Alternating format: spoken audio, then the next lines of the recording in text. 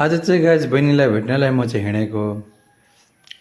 अब यात्रा साँझको बेलामा पर्यो, ढिलो भइहाल्यो र पनि ढिलो भए तापनि व्यवस्था सबै मिल्दै आयो। Taxi taxi bike. यो चाहिँ ठाउँ भनेको तपाईँको कालीझोडाको क्याम्प। सिलगढी कति बजी आइपुग्यो? पनि सिलगढी त अघि भर्खर आइपुगेको नि। सिलगढी 5 बजीतिर आइपुगेको हो। 5 बजी साह्रै राम्रो लाग्यो मलाई। पुरा 1 घन्टा 6 बज्छ, म 6 घन्टा 1 घन्टा टक्क पुऱ्याउँछु भन्ने हो। त्यो जाम थियो कि सालुगढा आज हाट रहेछ पुरा। हटिया छ, सोमबार हटिया लाग्दो रहेछ क्या हो। आज सोमबार हो नि, सालुगढा त्यहाँ हाट थियो। हाट भएकोले गर्दा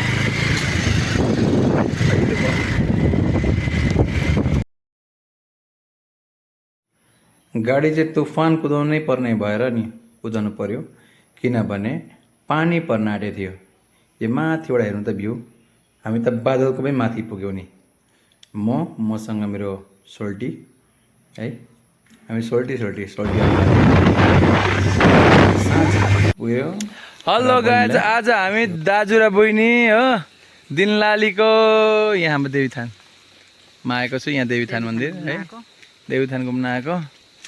हामी पहिलो पटक मावला आएको नि दाजु बहिनी दुईजना। उता त पानी आकै छ, यहाँ त पानी चुदैछ त। हो हैन कत्रो के अलि छ, के गर्नु खोयो? खन्यौ हो, यो गिडेलो हो। खै म चिन्दिनँ, खनेर गिडेलो आएको त राम्रो शीतल भयो है। त्यहाँ शीतल छ यहाँनिर आउँदै। माथि यस्तो डाँडा हुँदैछ बरु है। हामी जाने जहाँ पुग्छ है। पुग्छ जाने हामी। हरास के आराम थियो हामी यहाँ जन्मे गरेको ठाउँमा। लरीभरी गर्दा त ल मामा भन्नुपर्छ हौ। मामा त्यो कटप्पालाई बोलाएको जस्तो के बाबुले मामा। हामी घुम्दै गएछौँ। के छ खबर सर? नर्मल यहाँ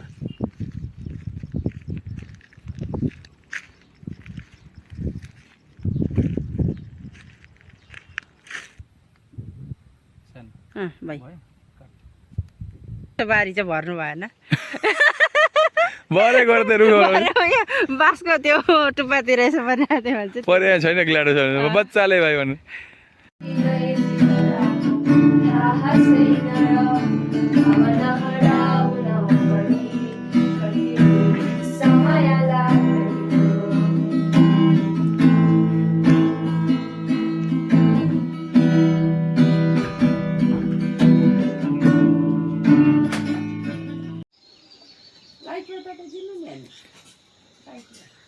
यो चाहिँ हाम्रो कोइली भान्जी हो, कागभन्दा चङ्खो भनेको यहाँ हो।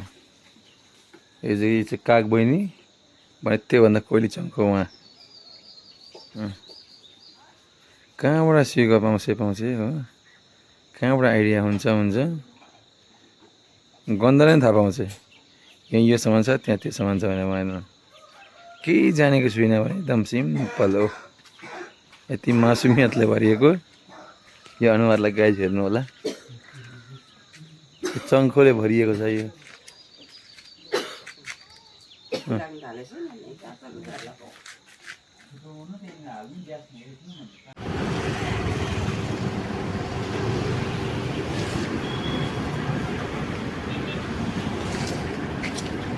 जुमै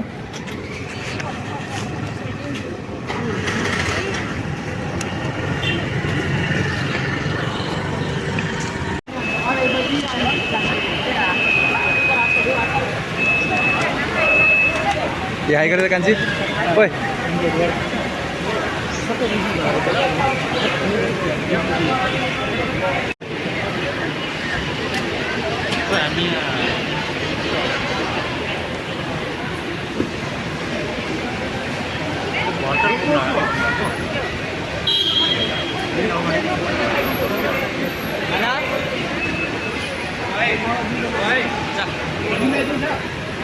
भाइ